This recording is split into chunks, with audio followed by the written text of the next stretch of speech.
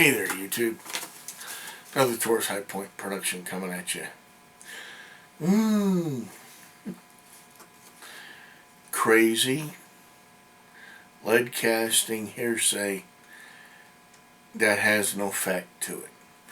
Some of it does, but they've left out fact for rumor.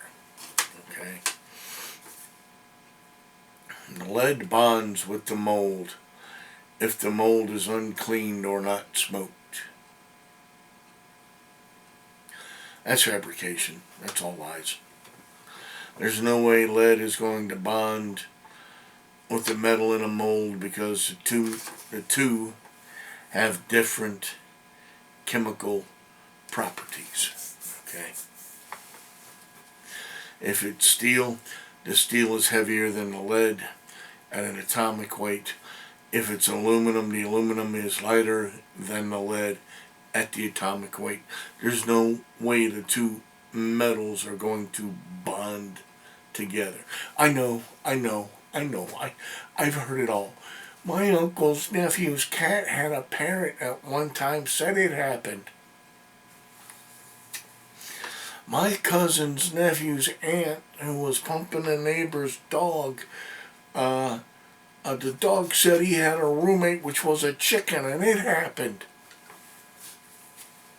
I've heard it all. Spare me, please.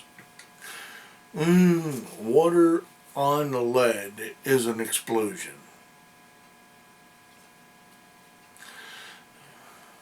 Fortune Cookie 45LC blows that one straight out of the water. He's got it on here on YouTube. I might link it in this video. I don't know, but yeah. You know what happens when you put cold water on molten lead? As long as you are not using any pressure to shoot it into the lead, and it's like a free fall water, like a beat a sweat off your nose or rain, or I think he uses a garden hose without a spray rig and just runs it over the top. It's like water going into a hot frying pan. It's going to bubble off, steam off, and you'll be able to continue mission. You need 700 kinds of ventilation, 8 respiratory masks, oxygen being pumped into you, because lead is toxic.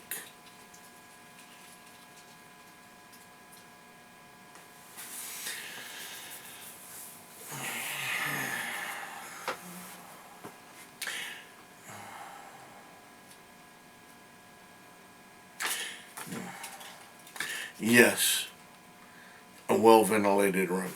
If you've got a hood over the top of where you're working at, and it's pulling those fumes out, that's perfect. Well-ventilated room, you get a couple of windows or a couple of doors open, and there's a little cross breeze, and it's carrying the lead out. That's perfect. Don't be directly standing over the pot going,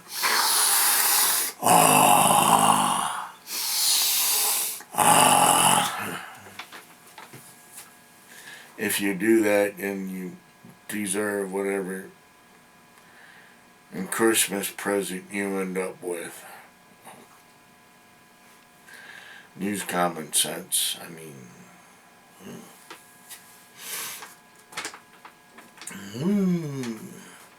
yes, you do need some sort of ventilation in the room.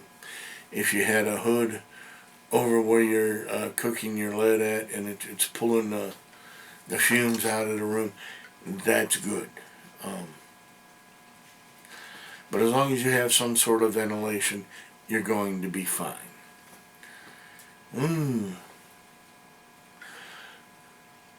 Lead toxicity built up in my body, and when they tested me at the doctor's office, I had lead in my bloodstream.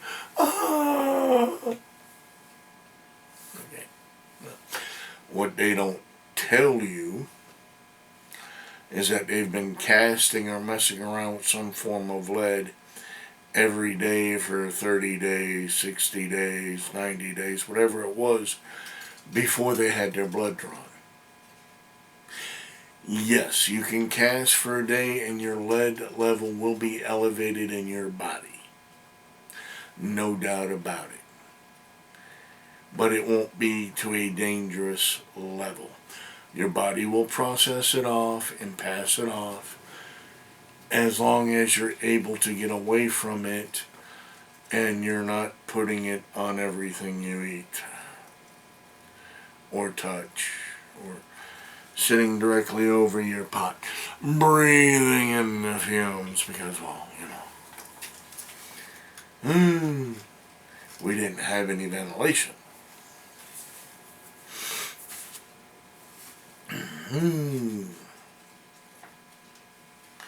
Another one of my favorites. Bullets will harden. They'll get so hard you won't even be able to size them.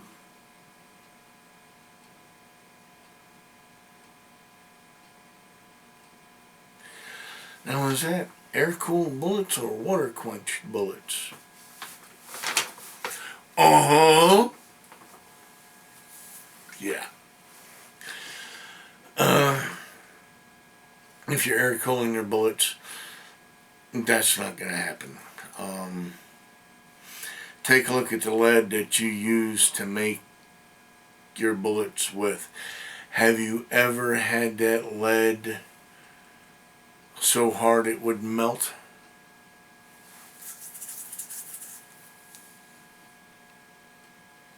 Oops. Now, it also depends on the type of antimony or tin or whatever you're using as a hardener in your lead and how hard you're letting that get. It's 14 on the Brunel hardness scale is as high as I'm going to recommend. Yes, as they cool, even if they air cool, they will get harder over time. But it won't be so hard that you can't put it through a sizer. But that's me. Okay. All your bullets have to be absolutely perfect. You can't have any wrinkles or any imperfections in them. I know they all have to be pretty. If you're a competition shooter and you're walking these things out a distance, you're using a jacketed bullet anyway.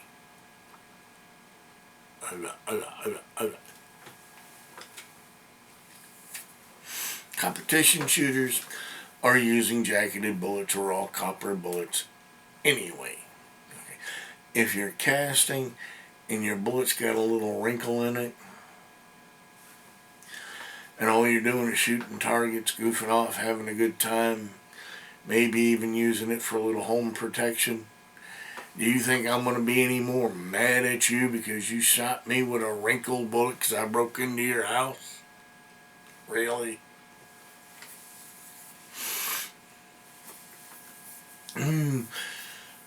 These are all things to take with a grain of salt as far as just casting goes.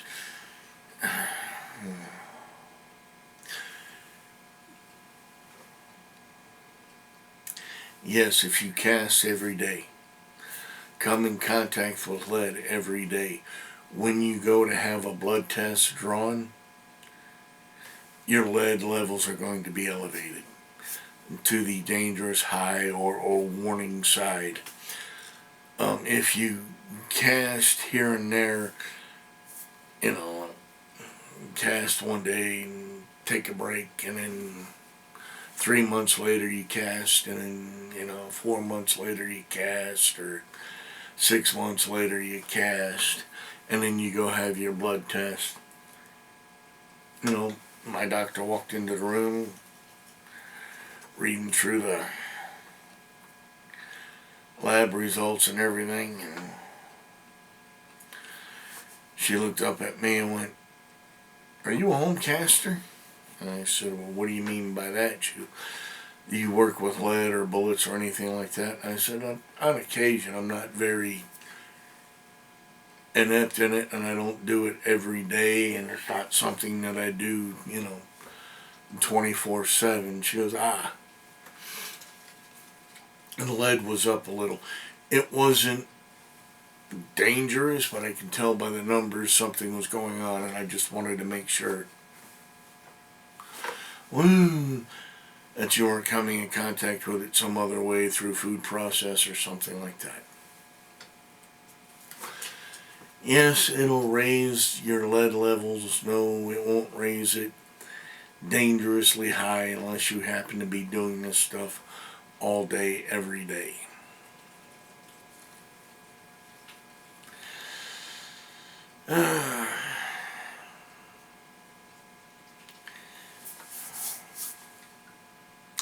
Your body will process lead and dump it off as a waste material. Okay? It's just the way my doctors explained it to me. It's nothing to worry about unless it exceeds a point, Then they might want you to start backing off and backing away from your casting or your smelting of lead. This has been a Taurus High Point production. If I have cleared up anything for you, hey, woo-woo. If not, what do I care? I choose, therefore I am responsible.